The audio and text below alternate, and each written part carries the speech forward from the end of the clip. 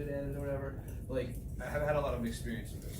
So I'm going to share my story of why, how I came to love myself. It's been a long journey, and I didn't even know that I was on this journey for a while.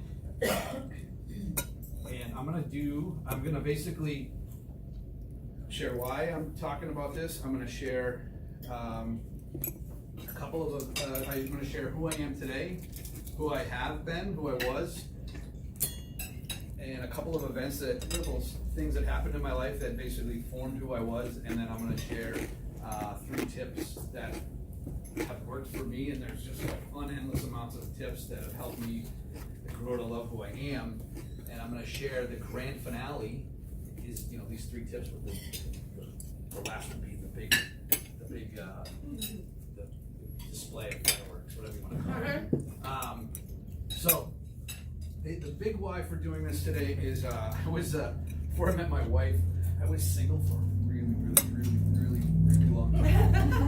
You're not that old. I did some dating and stuff, some short things, but nothing really serious. And how many of you have ever heard, like, you're gonna find that one at that significant other? In order to do that, you gotta love yourself first. Have anybody ever heard that? Yeah. Okay, so I had heard that a bunch of times, and I didn't know what it was. I didn't know what it meant. Nobody ever explained to me what that meant, right? They just say, hey, you gotta learn to love yourself. Well, how do I do that? I didn't have a clue how to do that. And I think I tried at one point, maybe writing in town. I was like, well, I like hiking, I like hockey, I like learning languages and stuff. But that's like, those are hobbies. It wasn't really, who I am. It's not my values. It's not what I believe in. So I want to share my story because maybe somebody here is dealt with the same thing, and maybe what I share about my journey helps somebody here and brings a little bit of joy and happiness and light into your life, and that carries forward that whole, I don't want to say paid for, but that ripple effect of positivity, shall we say. So who I am today is, I'm going to share more about this later, but I'm very proud to be who I am today. I'm very grateful to be who I am today. I'm confident in myself. I'm confident in my beliefs, in my spiritual beliefs, which is probably completely different than everybody's here in the room, which has taken me a lot of time to get to. I'm grateful for all of the experiences that I've had that have helped me become who I am, good ones, bad ones, regretful ones, whatever they may be. I'm grateful for all of that, and I'm proud to be who I am today, and happy to be who I am today. And I love who I am today. But before all that, I was very insecure, had a lot of self-doubt, I'd show up places, that happens now, where I show up places and people are like, Brad, they're happy to see me. Like, I didn't understand why that happened. I didn't like myself, so how would I understand why somebody else was happy to see me and like me? So I didn't understand all that, and I didn't know how to accept that attention.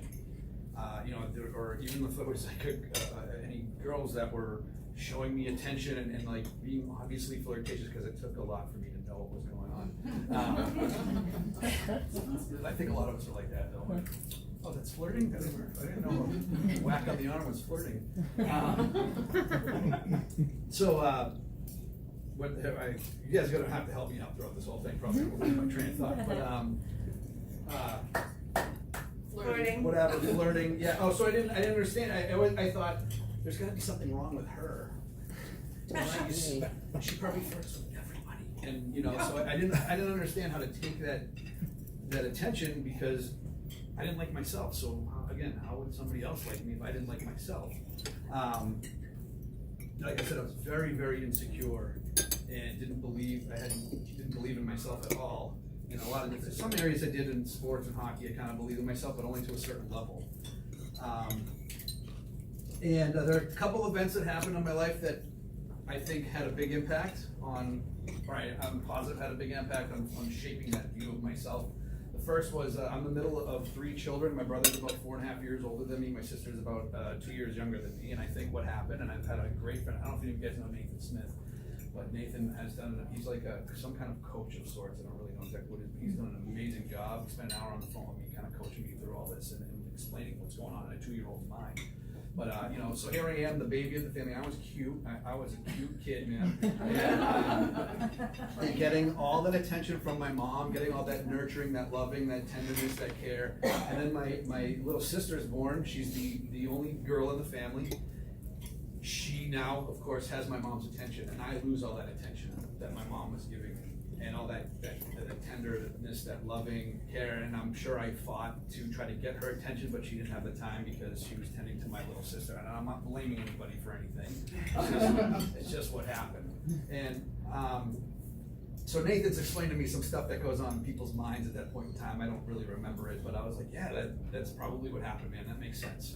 So I lose this. So I think I took on this message that I'm not worthy. There must be something wrong with me, trying to get my mom's attention. Not, because my dad's a great guy, but he's not like, he's not that loving, caring, hey, let me help out kind of dad. He's like, I go to work and I make money and that's what I do. That's my contribution. So I lost this connection with my mom. And I believe that's made me feel that, again, that not worthy, right? There's something wrong with me.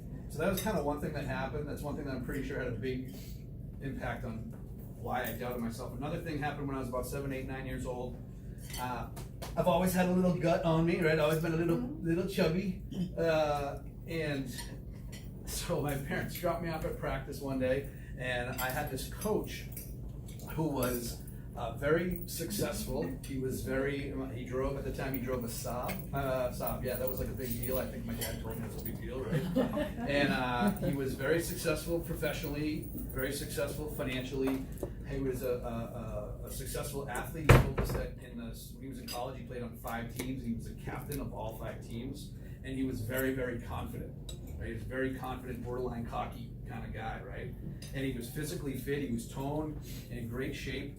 And so I show up to practice a little late, and I start running my chubby self on over to the field. And before I can get up to the field and join on my buddies, he calls me over to him.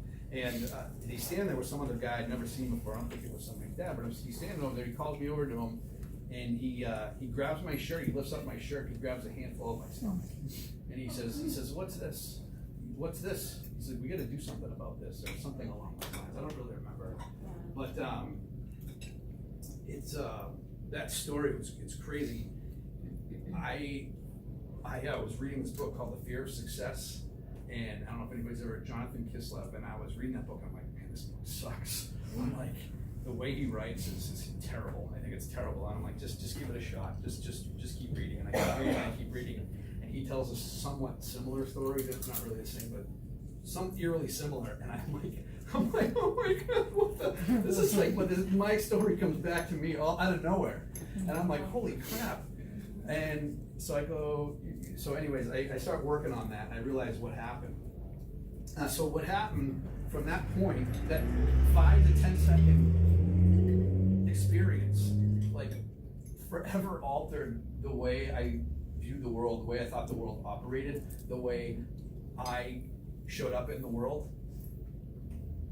And I remember, I'm pretty sure, I don't really remember much, but I'm sure I was just shocked when he grabbed my stomach and said that stuff. I stood there, I just remember being like, what the heck is this? And then I go walking off, and I know there's people that have been through a lot worse than I've been through, that's for sure, but you have your stories, I have my story, and we're all impacted by it one way or another. But I remember walking off, and I'm pretty sure I had some pretty choice words for them. I mean, I did have older neighbors that probably taught me a few things, and I had some choice words, but I'm pretty sure I also, at that moment, I don't know how I really felt about him before, but I was full of hatred for that man. Like, I had never felt hatred in my life.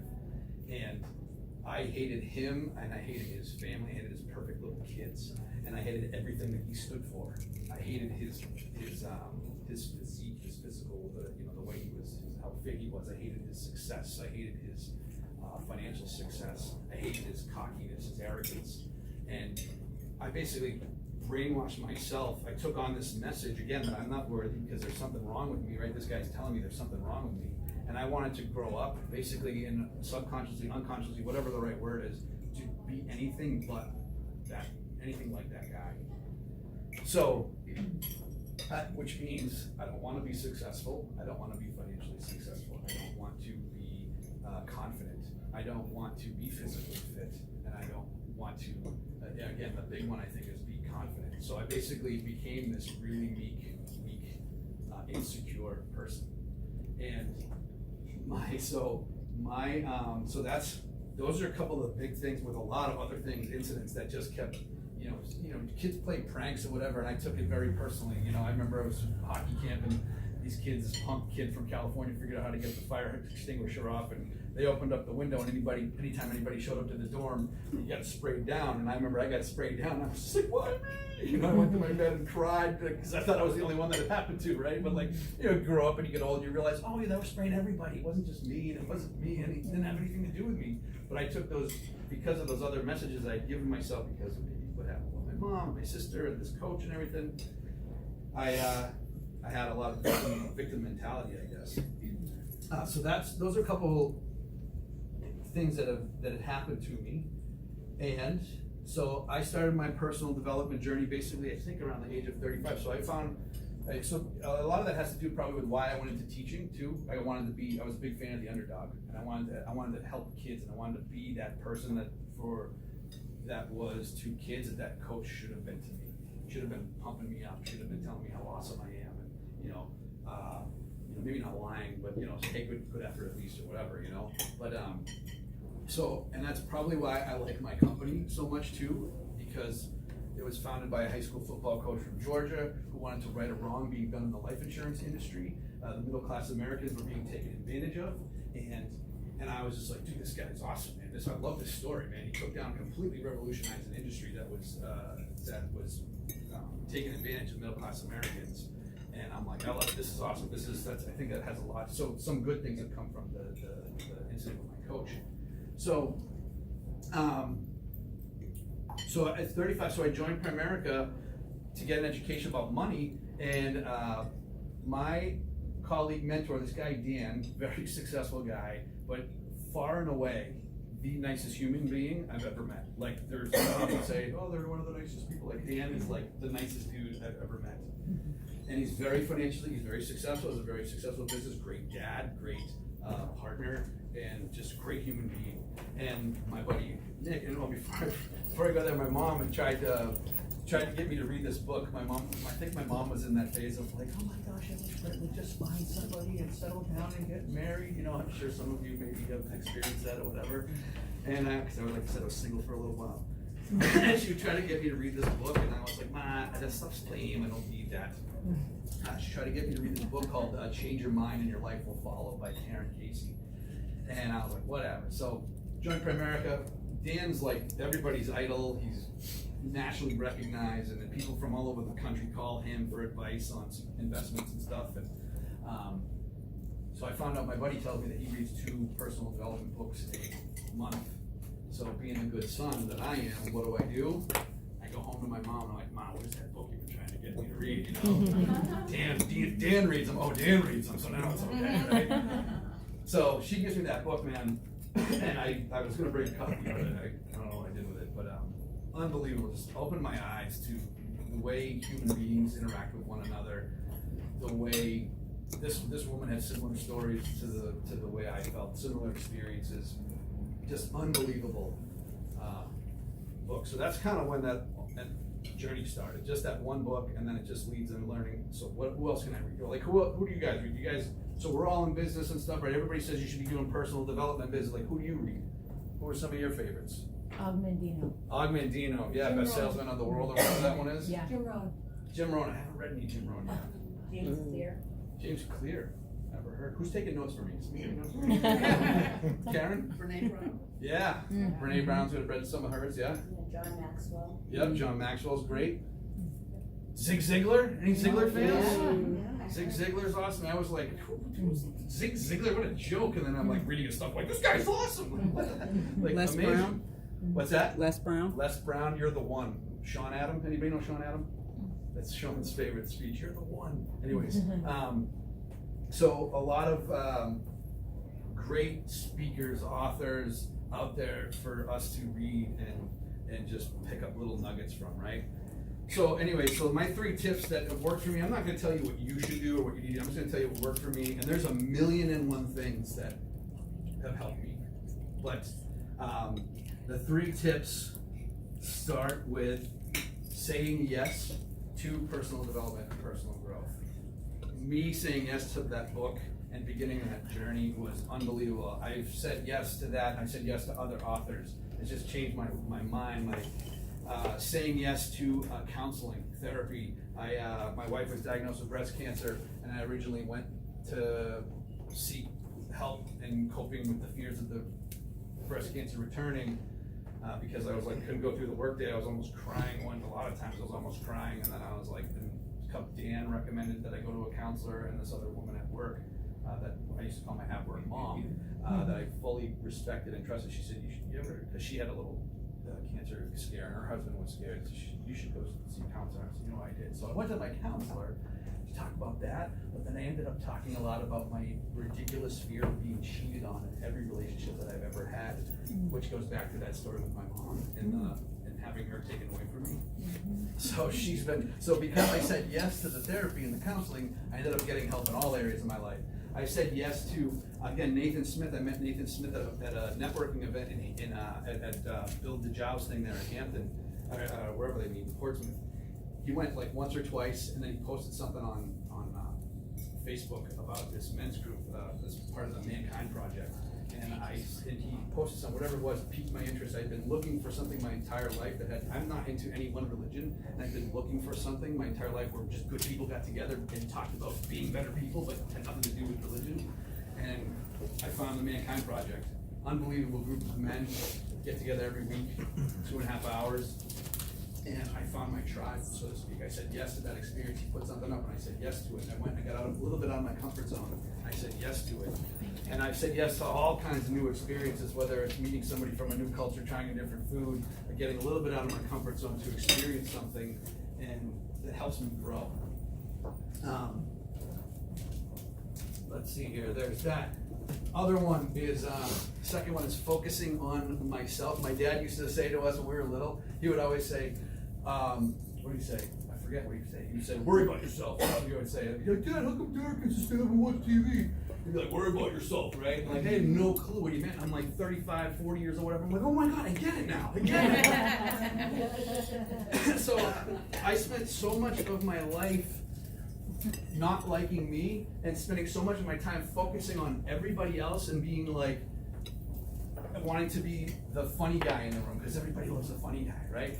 Wanting to be the philosophical Renaissance man who makes women go, oh my God, he's so smart, or whatever. So yeah, they can turn around and fix your head gasket on your car, right? That guy, I want to be that guy.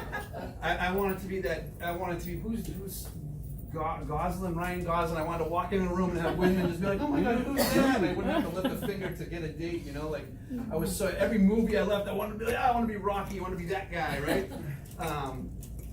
And I was doing all that because I didn't understand what I brought to the table, and I had no appreciation for who I was. And I spent so much of my time, why is she dating him? That guy's such a loser, right? I spent so much time on all that stuff and not focusing on myself and all the good things that I brought to the table. So, I finally have figured out my dad's advice and learning to spend time focusing on me. I went to a retreat with my men's group, and we learned to create our personal mission statement there. And my personal mission statement is I create a world of joy and happiness by loving myself first. And I believe that's absolutely true. I now understand when people are happy to see me, I love it now. People are happy to see me, I'm just as happy to see them. And I'm like, oh my God, it's great to see you too, Marie. I love it. It's so awesome. And because I am grateful being me, I can throw that love right back at people. And I make them feel good. Because I'm confident with where I'm at and comfortable with who I am, I can now give that love right back to people and make them feel good. Because I'm seeing them as well. And lastly, last tidbit that has worked for me, totally all right. This is the grand finale. This is the right, that part of the fireworks. I didn't understand when people said you gotta learn to love yourself before you find that significant other. I had no idea how to do that. And I think it was my counselor, and I got the idea maybe from Zig Ziglar, was to put down on paper, write down all the things that I liked about myself. And it wasn't that I was into hiking, it wasn't that I liked hockey and that I liked learning languages. It was, I think probably, I got my journal, I brought my journal, whatever, it's over there. Maybe the first thing was, I'm a nice guy. I have people tell me that all the time. Dude, you're such a nice guy. And I used to be like, whatever, like, doesn't mean anything. No girls are gonna date the nice guy.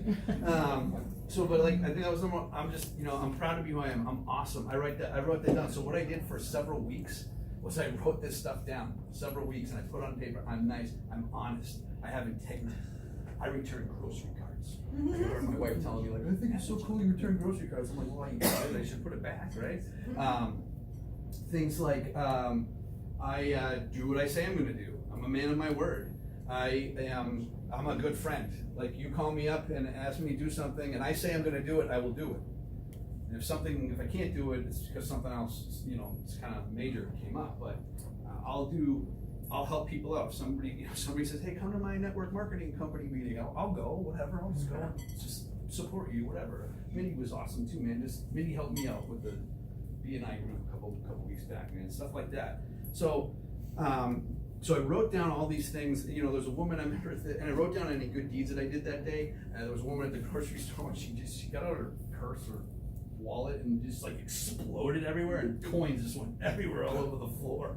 And I was like, holy crap! So I got down and I started helping her pick them up, and so I wrote that down. Because I was like, that was a nice thing to do, right? So I wrote this down. I can't even think. I got my journal, but I'm not going to get into it.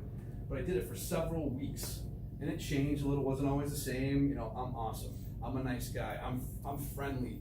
I'm really interested in people. Like, I love people's stories, man. We all I'm telling my story, but I can sit here all day long and pepper you with questions about your life and your story. I love hearing people's stories. It's fascinating. I'm interested in other people. I'm